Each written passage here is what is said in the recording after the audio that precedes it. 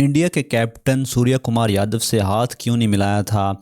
सलमान लियागा ने पूरी वजह बता दी है, मतलब पूरी ना डिटेल में बताया है कि क्या हुआ था उस दिन। मतलब ना एक पॉडकास्ट हुई है, उसमें भाई साहब सलमान लियागा ने सब कुछ बताया है। अब सलमान लियागा बोले हैं कि भाई साहब मैच से पहले ना जो प्रेस कॉन्फ्रेंस हुई थी उसमें भी हमने हाथ मिलाया था इंडिया से। आप लोगों ने वीडियो भी देखी होगी, ठीक है, मैंने तो देखी थी, आप लोगों ने शायद देखी नहीं, उसमें हाथ मिलाया गया था। तो वो बोले हैं प्रेस कॉन्फ्रेंस में भी हाथ मिलाया था मैच से पहले, और जो ट्रॉफी के पास जाते हैं ना कैप्टन सारे, ठीक है, उधर भी हमने जो है ना हाथ मिलाया था इंडिया से। वो बोले हैं कि वहाँ तक तो सब ठीक था, लेकिन जब मैच स्टार्ट होने वाला था ना, तो वो कह रहे हैं कि मुझे भी उस वक्त लग रहा था कि ना दाल में कोई काला है, मतलब ना कोई कोई तो प्रॉब्लम है, क्योंकि ना अजीब अजीब तेवर जो है ना वो लग रहे थे इंडिया के। और हमें ना कुछ लग रहा था, बट ये एक्सपेक्टेशन नहीं थी कि हैंड शेक ही नहीं होगा, ये बिल्कुल एक्सपेक्टेशन नहीं थी। लेकिन ना क्योंकि उनका मतलब बिहेवियर थोड़ा चेंज था, तो हमें भी कुछ लग रहा था कि दाल में कुछ काला है, कुछ होगा ज़रूर।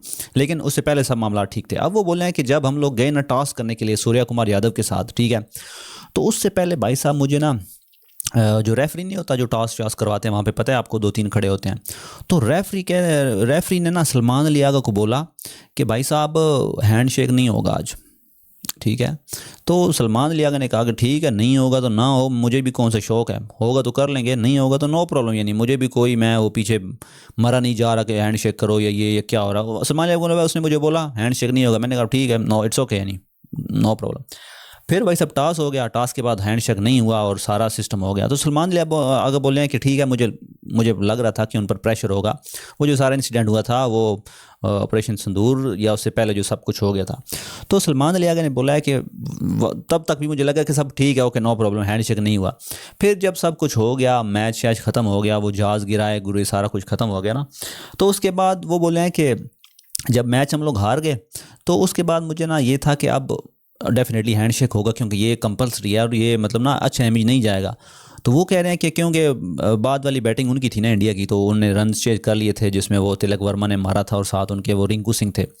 तो वो बोले हैं कि उसके बाद भाई साहब हम लोग ना उनकी पवेलियन की तरफ गए हैंडशेक करने के लिए, लेकिन उनकी तरफ से रिस्पॉन्ड नहीं आया। उन्होंने हमें हमें ना क्या बोलते हैं, घास नहीं डाला, भाव नहीं डाला। तो हम लोगों ने फिर पता चल गया कि हैंडशेक नहीं होगा। लेकिन वो बोले हैं कि ये मेरे लिए ना थोड़ा अजीब था, मतलब शॉकिंग था कि अब हैंडशेक नहीं कर रहे, क्योंकि उन्होंने वजह बताई है कि भाई साहब ये जो हैंडशेक एंड पर नहीं ना किया मैच के ख़त्म होने के बाद, ये बड़ी अलार्मिंग सिचुएशन थी। वो इसलिए क्योंकि जब अब ये इंटरनेशनल मैच हो रहा था, पूरी दुनिया इसको देख रही थी।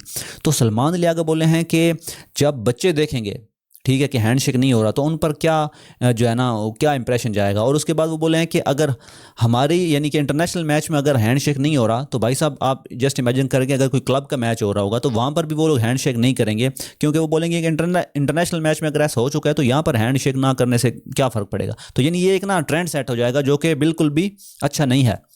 और ये बच्चों पर जो है ना इसका क्या मतलब ना असर पड़ेगा। साथ में उनके हसन अली भी थे ना पॉडकास्ट में, ठीक है, वो भी यही कह रहे थे कि ये जो यंग जनरेशन है ना उनके लिए एक अच्छा जो है ना सिंबल या अच्छा साइन नहीं है। तो मेरा मेरा ना यार यहाँ पर एक मेरा भी पॉइंट ऑफ व्यू है। पहली बात तो ये है कि जब आपको पता चल गया था ना ये सब कुछ हो रहा है, तो आपको भी चाहिए था कि मतलब ना अगर वो जो इंडिया वाले हैं या उनको इंस्ट्रक्शन मिली हुई है, अब डेफिनेटली मुझे पता है कि जो इंडिया के खिलाड़ी हैं वो बेचारे अपनी वो जो उनके पॉलिटिशियन जो होते हैं, जो उनको ऑर्डर मिला होता है उसी को फॉलो कर रहे होते हैं, अदरवाइज़ वो बेचारे अच्छे लड़के हैं सारे इंडिया के जो हैं। तो अब उनको ऑर्डर मिले हुए थे, उन्होंने हैंडशेक नहीं करना था। तो भाई साहब आप लोगों को इतना उन मैच खत्म होने के बाद पवेलियन की तरफ जाने की या उनकी देखने की तरफ से क्या ज़रूरत थी, क्योंकि वो बड़ी बेइज्जती का बायस बना था पाकिस्तान के लिए।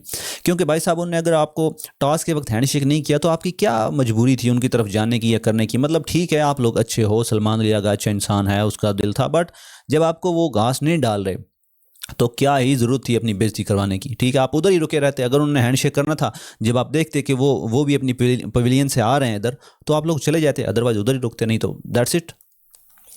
तो और दूसरी बात ये भी है कि भाई साहब अब इस चीज़ को हाईलाइट करने की क्या ज़रूरत है, क्योंकि अभी ये सलमान लियागा ने ये जो पॉडकास्ट किया ना जिसमें सारी स्टोरी बताई है, अब ये फिर इंडिया वाले जो है ना वो पकड़ लेंगे और फिर इस पर जो है ना वो अपना व्यूज़ के चक्करों में ना वो वीडियोस बनाते जाएंगे और फिर जो है ना एक वो सिलसिला शुरू हो जाएगा जैसे नॉर्मली हो जाता है।